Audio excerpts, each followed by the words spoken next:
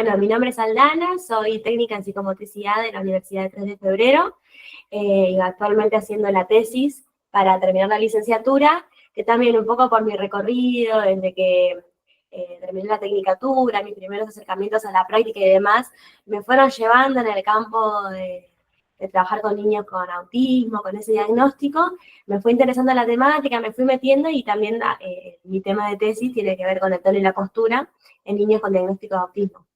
Entonces es como que hace un tiempo que por ahí vengo trabajando, estudiando un poco sobre el tema, y cuando, vale, que sabe mi interés, que siempre estaba como metiéndome en el tema y además me propone hacer la charla, yo la verdad que fui desde contar mi experiencia, porque claramente no es que tenía como un recorrido teórico contundente, si bien fui descubriendo al investigar que hay mucho material teórico desde la psicomotricidad específicamente para aportar al campo del autismo, lo mío era más desde la práctica, de los recursos que yo iba armando en el haber empezado casi de casualidad a trabajar en ese campo. Y la verdad que fue súper linda la experiencia de la primera charla porque me encontré con un montón de colegas que estábamos en la misma situación, digamos. Estábamos como enfrentándonos a un diagnóstico, si se quiere, de época, que parece que hoy en día sobreabundan los diagnósticos de autismo, y bueno, quizás ahí hay un montón de cosas para poder debatir y poner en cuestión, y creo que lo rico fue eso, el intercambio. Yo digo, bueno, por ello no tengo tanto para aportar en sí, es muy poquito, muy humilde el recorrido que yo tengo desde ahora, pero estuvo genial eso, que yo pude compartir y me acuerdo en esa charla, en las devoluciones, que todos decían como, qué lindo sentirse no tan solo en esto, como que a muchos nos pasa lo mismo, que nos sentimos igual, y surgían estas cosas de compartirnos fotos entre los que estábamos ahí, experiencias y demás.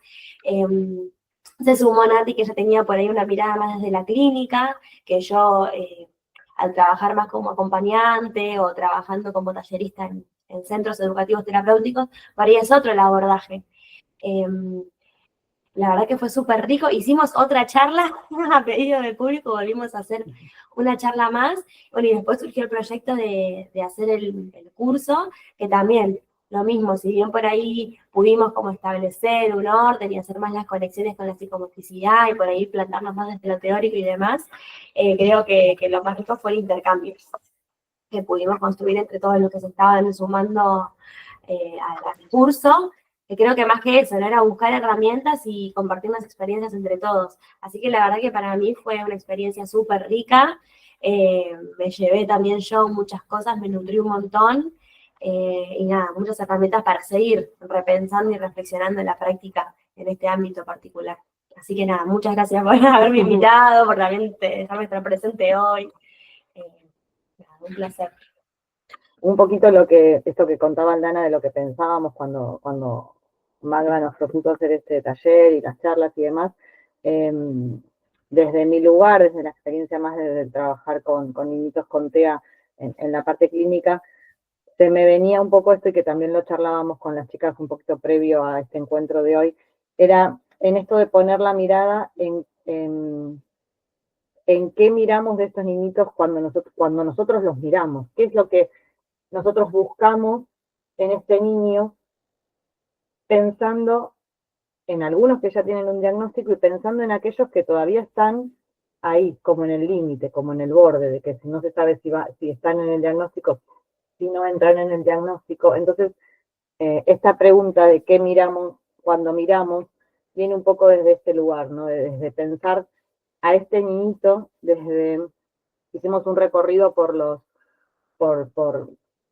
distintos hitos del desarrollo, desde el nacimiento hasta los 3 años, y un poco en ese recorrido es donde nosotros vamos pesquisando qué es de lo esperable para un chiquito en esa franja etaria, y qué pasa cuando observamos que hay algo que está por fuera o está por demás, dentro de esa linealidad, perdón, no me salió, de esa linealidad que nosotros sabemos que debería suceder.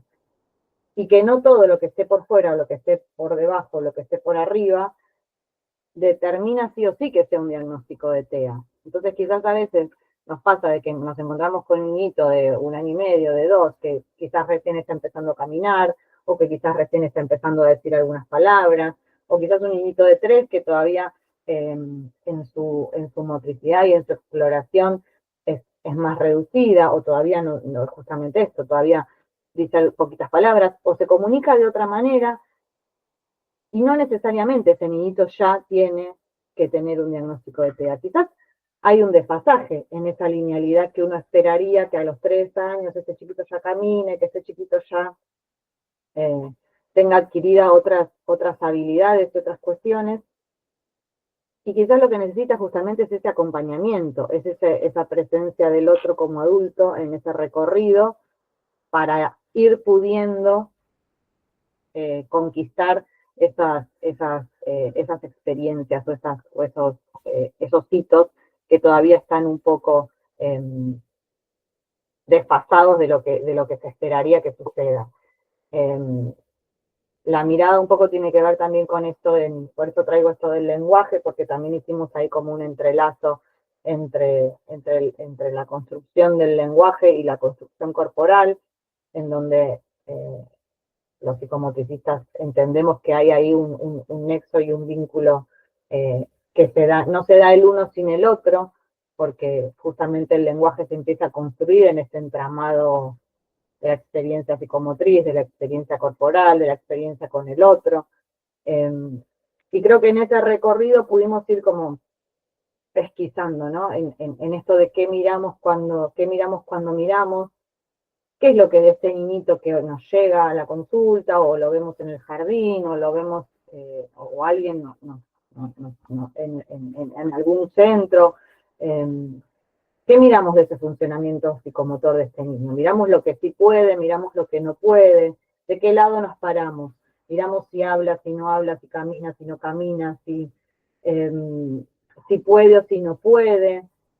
Y depende de cómo esta mirada vaya acompañando, es donde nos vamos a ir parando y es a dónde vamos a llegar. Y un poco lo que también traíamos en este taller es que cuando se arriba un diagnóstico, porque a veces uno va haciendo este recorrido y vas pesquisando que hay cuestiones que en este desfasaje arriban a un diagnóstico de TEA, que ese diagnóstico no es acabado. Me parece que un poco la conclusión de lo que fue ese taller y esas charlas tienen que ver con esto, ¿no? De que ese diagnóstico no es acabado, de que no se termina ahí, de que sea un chiquito a los 3 años en este recorrido que va haciendo, llega a un diagnóstico con TEA. No quiere decir que este rótulo, como quizás a veces hoy entendemos que se está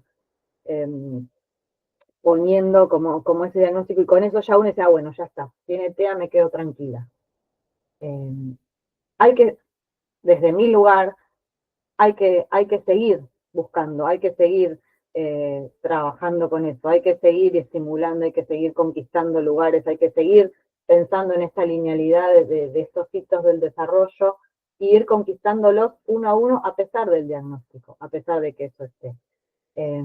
Así que un poquito, pues no quiero hablar todo yo, le quiero dejar la palabra a Mariana, que también trae algo muy interesante en relación a esto, y Aldi también cuando hizo su aporte al taller, pero me parecía que empezar con esto, de tener en cuenta esos hitos que nosotros consideramos relevantes en el desarrollo, nos sirven justamente para esto, para saber que tienen que estar, que pueden estar antes, que pueden estar después, y cuando no están, ahí empezamos a preguntarnos qué pasa.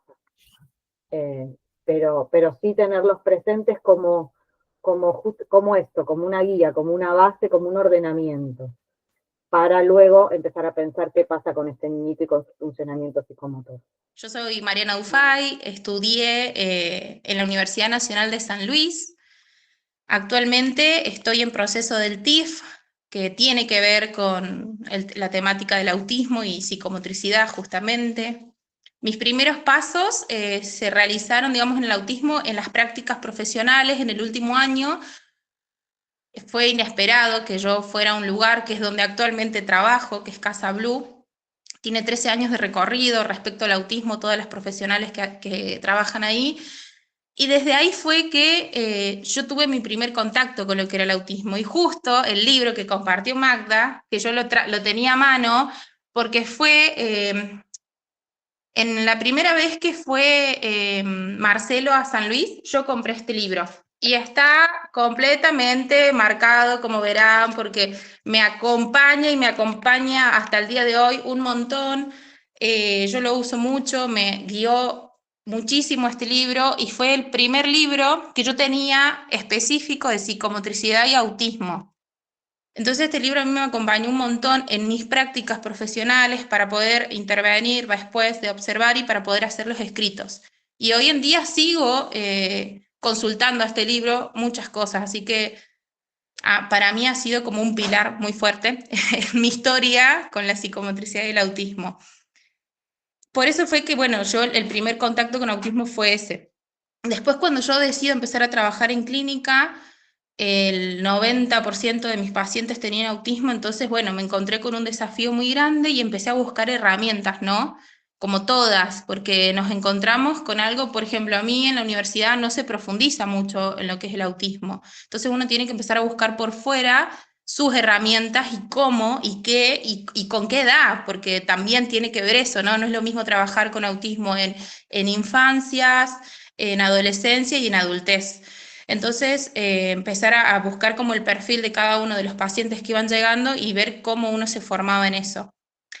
Este año terminé una diplo, vivo haciendo supervisiones con Corina Fernández, que más tarde la van a conocer, si no es que ya está, creo que todavía no, pero es quien me supervisa todos los meses, estoy haciendo supervisión con ella y es sumamente importante. A mí la supervisión me abre una puerta enorme. Sin la supervisión, creo que nos sesgamos mucho. Y no sé si en mi universidad se marca mucho la importancia de la supervisión. Yo no sé si en otros lugares también, pero cuando yo superviso, mi visión y mi mirada se amplía tanto y de hecho es muy loco. Una vez supervisé un caso con Corina, yo le decía, no, Cori, no hay caso, el chico no lo atrapa, no quiere estar en la sesión. De hecho, me dice, me aburro, me quiero ir, prefiero estar en mi casa. Supervisé y al otro día lo vi y no sé, parecía energético todo. Entró con ganas de jugar, él fue el que propuso. Y yo dije, Corina, no, o sea, sigo afirmando que la supervisión es lo mejor. Bueno, y aparte de la supervisión y de poder formarse los textos específicos, hay quienes han escrito y han hecho también trabajos de finales de autismo y psicomotricidad. Entonces, ir en búsqueda por lo general están en la web, no es tan fácil, pero se encuentran un par de investigaciones o de TIF, entonces está muy bueno. Y una de las cosas que hablábamos con las chicas, porque teníamos un grupo antes de este encuentro, de la importancia también del trabajo en equipo, la interdisciplinariedad, porque uno no trabaja sola, y si nos posicionamos en el que trabajamos solas, va para abajo, porque esto todo se tiene que generalizar. Si no se generaliza, los objetivos, o así sea súper pequeñito, no se va a lograr, porque lo vemos una vez, 45 minutos, y está tiempo con otros profesionales y también en casa. Entonces es muy importante, de vez en cuando, yo, por ejemplo, hago pasar a las familias o hago pasar a la mamá para mostrarle algo en específico. Tengo un contacto que, a ver, también esto se pone en juego. Nos enseñan a que hay que ser como más o menos cercanas, pero no tanto. Bueno, yo intenté esto, no era yo. No era Mariana la que estaba haciendo eso y yo me sentí un poco mal, hasta en que entendí también que esta era mi psicomotricidad y que yo no podía dejar de ser yo. Entonces yo estoy como más cercana a la familia, si sé que pasa algo, mando un mensaje, cómo está, cómo le fue esto con la escuela, qué te dijeron desde el gobierno con la escuela de tu pequeño. Estoy más cercana porque creo que las familias pasan por momentos muy complicados como todos, pero quizás a ellos se les hace un poquito más difícil, entonces trato de poder estar un poco más disponible para cuando ellos quieren hablar conmigo y que encuentren alguien con quien hablar por ahí, porque estas mamás o papás a veces no tienen el espacio terapéutico de ellos y solamente están como muy centrados en sus niños. Entonces, la escucha, aunque sea de 5 o 10 minutos, hace un impacto positivo hasta en el niño después, porque esta mamá tuvo con alguien con quien hablar, aunque sea. Y en casos muy complicados, hago 3 sesiones niño y una sesión mamá, para que podamos ir equilibrando ahí un poco. que esto también no se me ocurrió a mí, esto es trabajo en equipo y también supervisión, ¿no? No es que a mí se me iluminó. Y Estaba después, pensando todavía mientras decías eso, qué importante que es trabajar con las familias, porque no es que trabajas sin las familias. A veces excluyes un poco y hace también que la familia se corra y diga, bueno, que no trabaje el profesional. Es como muy importante ese lugar de la familia, ¿no? sí, súper importante, Bien. porque Nada, y en esto también, Mariana, que decís que de ir cada uno construyendo su propia modalidad de hacer.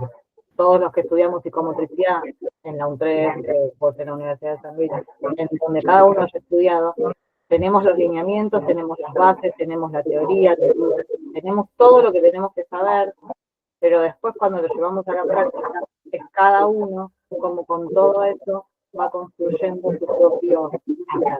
En este caso con niñitos con TEA, en otros casos con otras disciplinas, en otras áreas, en otro lugar, pero cada uno va acomodándose, y esto es un poco del imprevisto que pasó al inicio, y uno va encontrando ahí la manera de hacer, formándose, buscando recursos, hablando, supervisando, pero digo, esto también me parece importante, ¿no? De que cada uno pueda ir rescatando, y el acercamiento con las familias, para mí también comparto lo que vos decís, es, para mí es la misma manera. O sea, yo me manejo de la misma manera porque siento que también la familia necesita ese lugar que uno le puede dar desde el acompañamiento. Así que ahí comparto con eso. bueno, y como para ir cerrando y poder darle lugar también a ella, que creo que es muy importante el hecho de mantenerse humilde respecto al conocimiento y nunca pensar que es suficiente esto, no irse al otro extremo de buscar todo, todo, todo, porque ahí es cuando nos encontramos con formaciones que creemos como, uy, son las mejores, las realizamos y después decimos, qué bajón. No me representa para nada en esto que recién mencionabas, Nati, de cómo yo trabajaría esto. Yo una vez hice una formación que decía que si vos le dabas una orden al niño con autismo, por ejemplo, dame, te lo tenía que dar, sí o sí. Si vos le decías, sentate, se tenía que sentar. Entonces, yo cuando realizo esa formación digo, uy, no, no, no, yo no me represento para nada. Entonces, bueno, como ir viendo ahí que sí, que no, por cómo nosotros desde la psicomotricidad miramos las infancias, miramos a los niños y a las niñas y en nuestro hacer. Bueno, quiero cerrar con esto, que los primeros pasos no son fáciles, cada uno hace su camino, su historia, paciencia con el proceso. El trabajar con autismo a mí me apasiona y yo ya me veo hasta viejita haciendo esto. Ya no creo cambiar de rumbo.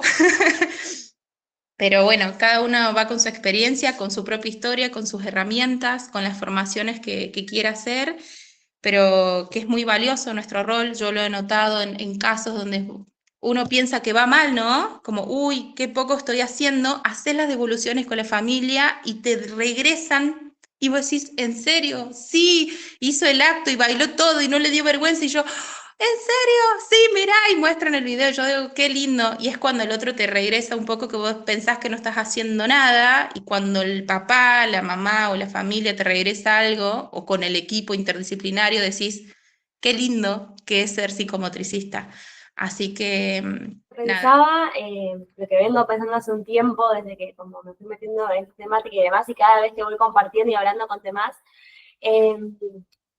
lo mucho que tiene para ofrecer la psicomotricidad desde lo específico en este campo, porque hay muchas disciplinas que pudieron tomar terreno, que está buenísimo que así sea, porque para mí son diagnósticos o características de estos chicos que obviamente hay que no olvidarse de la interdisciplina, que tenemos injerencias quizás desde muchas ramas, pero la psicomotricidad tiene algo para aportar que es muy desde lo específico, desde el cuerpo, desde la construcción, desde la constructividad corporal, la imagen del cuerpo, que me parece que todavía hay mucho para seguir profundizando y trabajando y explorando, y también cómo ir ganando posesión, si se quiere, en ese terreno, porque creo que que todo lo que estamos haciendo ahora, de ir investigando, profundizando, estudiando y demás, está bueno como ir quizás compartiéndolo y difundiéndolo, porque creo que esto que contaban las chicas, después las devoluciones de la familia, las modificaciones que podemos ver en los chicos y demás, es un montón. Por ahí, en el trabajo mismo uno está enseguecido y no se da cuenta y piensa que hay mucha frustración y piensa que no pasa nada, pero de repente cuando vas haciendo como el balance, vas viendo como, pero este niño no me miraba y ahora por lo menos me mira. Podemos construir un jueguito, entonces creo que nada, eso es como el aliento para seguir. Eso es como lo que vengo pensando hace un tiempito ya. Y también coincido totalmente con esto de que cada uno va encontrando sus formas. Yo cuando empecé como en este mundo, estaba en un momento como enseguida, re frustrada, y digo, bueno, que alguien me diga qué tengo que hacer, porque yo no sé. Y me puse a buscar y es cierto, encontré por ahí algunos modelos que te dicen, bueno, ¿qué hacer con chicos con diagnóstico de autismo? ABC. Y la realidad es que a mí no me sirvió. No, la verdad que los métodos que había así tan estructurados a mí no me servían. Fue un trabajo de construcción personal y no solo de cómo yo hago mi rol o cómo yo ejerzo la profesión, sino de cómo se va construyendo con cada chico. Porque jamás trabajé con ni siquiera 2 niños con diagnóstico de autismo de la misma manera. Como con cualquier niño, con cualquier respiratorio, en realidad, ya sean niños o adultos, el abordaje se va haciendo en el caso a caso, familia a familia, encuentro, sesión a sesión, también digo eso, hay cosas que yo digo, ay, bueno, esta semana esto me funcionó re bien, y a la próxima le quiero replicar, y no, lo que había funcionado un día no funciona otro. Es un trabajo continuo, pero que da muchísimas satisfacciones y produce un montón de modificaciones, así que nada, es como un aliento para seguir trabajando en el ámbito, y bueno, esto, siempre que se puede hacer en conjunto y intercambiando experiencias, me parece que es mucho más rico, así que nada, seguiremos apostando a este lugarcito. Bueno, chicas, les vuelvo a decir gracias. Ahí les... ¿Cómo, María? Aunque gracias a ustedes que me volví a conectar en la compu para ver mejor y de repente me di cuenta otra vez que estaba hablando sola y me volví al celu.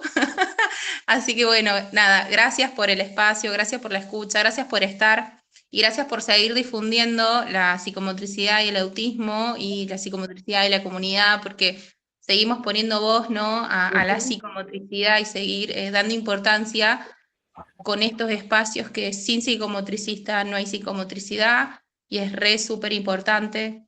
Así que les agradezco, muchas gracias y bueno, eso. Y recién Che estaba, y es verdad que lo leí, miren. Y yo estaba hablando sola. Se vio igual, todo subrayado. Gracias, Mariana, gracias, Sandy, gracias, Magda. Gracias, chicas.